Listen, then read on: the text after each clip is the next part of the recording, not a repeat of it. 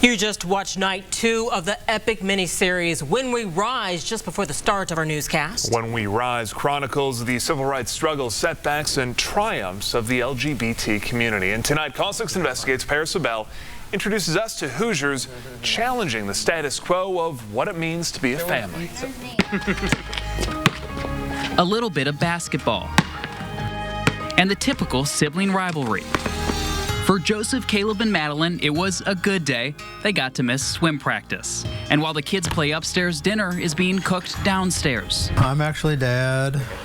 Larry is usually Daddy. Meet Larry and Michael Foster, the parents of those 3 kids. They got together more than 20 years ago and always knew from the very beginning that they wanted a family. I've always known I was going to have kids. So in 2003, they adopted their first son, Joseph, through a private adoption. But they had to travel to Bloomington to get a judge to sign off on it. Because she was the only judge who would actually grant same-sex parent adoption, where she would put us both on the birth certificate.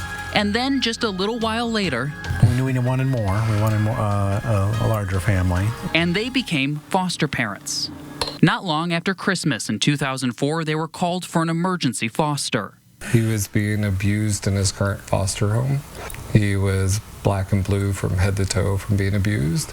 And I picked him up at 10:30 at night, and I thought he was supposed to be a temporary placement. And over 2 weeks, a bond formed. He looked up at me and said, "What's your name?" And I said, "No, we've been through this. You know what my name is," kind of smiling, joking with him.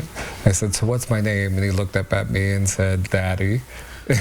So they started the process of trying to adopt Caleb. Through that process, we also found out he had a sister in foster care that he had never even met. At the time, Madeline's foster family didn't want to adopt, so Larry and Michael worked to adopt her as well. That was when you weren't so cute. When we made arrangements to pick her up, the current foster mom said, "No, we're not taking her to that house because it's a same-sex household." And she goes, "Well, I'd rather adopt her than send her to a same-sex household." She used more colorful words than that.